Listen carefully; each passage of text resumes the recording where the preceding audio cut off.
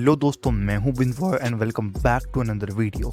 और आज की वीडियो में हम बात करने वाले हैं guardians of the Galaxy volume 3 के बारे में।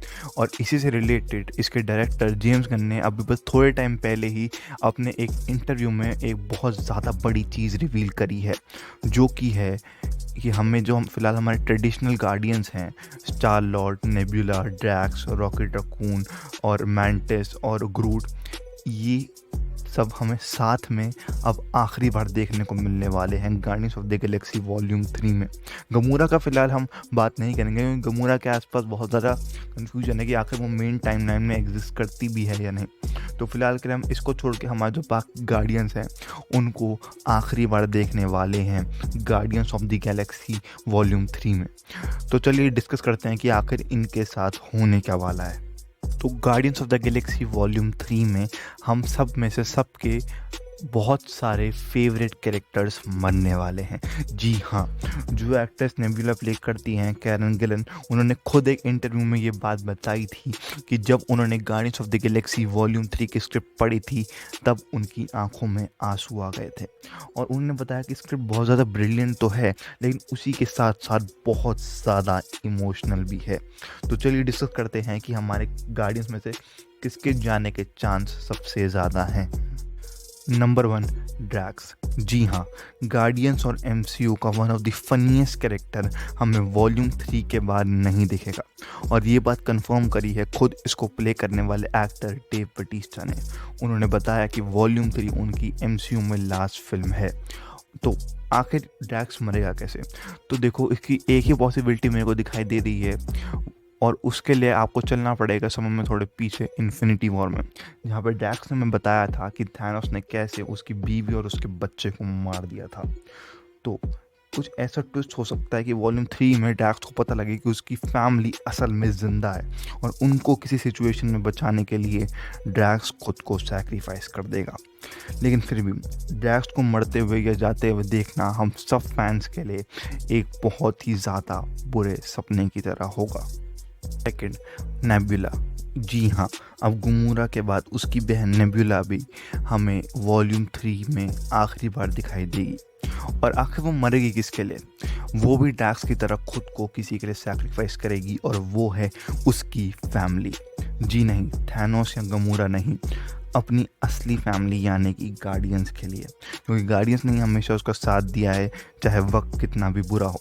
तो इसीलिए किसी एक सिचुएशन में नेबुला को या तो सारे गार्डियंस या उनमें से किसी एक की जान बचाने के लिए खुद को सैक्रिफाइस करना पड़ेगा, और वो ये कर देगी। और इसी तरह नेबुला की कहानी भी एमसीयू में ख़त्म होगी। Number 3, rocket raccoon.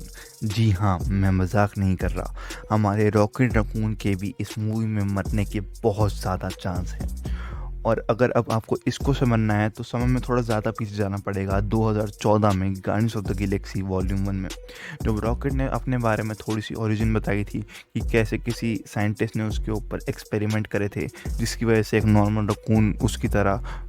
रकून भी इंसानों की तरह चल, बोल, खा और बाकी सारी चीज़ें कर सकता है। तो आखिर ऐसा क्या हुआ कि रॉकेट ने उस साइंटिस्ट को छोड़ दिया जिसने उसको ऐसी पावर्स दी थी, और आखिर उस साइंटिस्ट या फिर जिस भी बंदे ने उसको बनाया था उसका हुआ क्या, इसके बारे में हमको कुछ नहीं पता। तो थ्योरी ये है कि वो बंदा था हाई रेवोल्यूशनरी, जो कि guardians of the Galaxy volume 3 का मेन विलन भी होने वाला है। तो जब वॉल्यूम 3 में गार्डियंस और हाई रेवोल्यूशनरी मिलेंगे, तब इन दोनों में से कोई एक या फिर दोनों एक दूसरे से बदला लेना चाहेंगे, और उसी में इन दोनों की फ़ाइट होगी, और एंड में रॉकेट फाइट में या तो लड़ते लड़ते मर जाएगा, या वो भी अपनी टीम के किसी मेंबर को बचाने के लिए सैक्रिफाइस हो जाएगा। और यही मोस्ट प्रॉबली है guardians of the Galaxy volume 3 का बेसिक प्लॉट। तो हाँ, बहुत दुख की बात है, लेकिन रॉकेट रकून के भी वॉल्यूम 3 में एंड होने की बहुत ज़्यादा चांसेस हैं।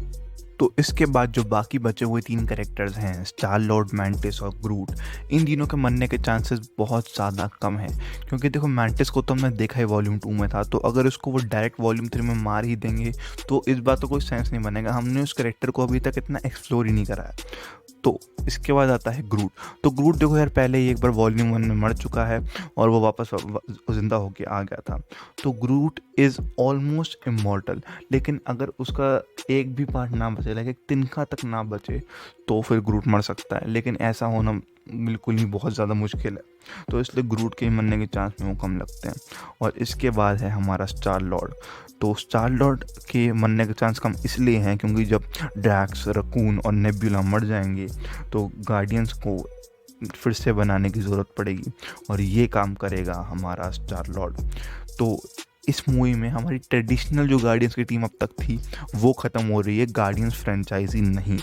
तो हमें अब इसके बाद एक अलग ही एकदम न्यू गार्डियंस देखने को मिलेंगे, जिसमें सिर्फ हमारे पुराने मैंटिस, ग्रूट और स्टार लॉर्ड होंगे, और उसके बाद उसमें जुड़ेंगे नए मेंबर्स।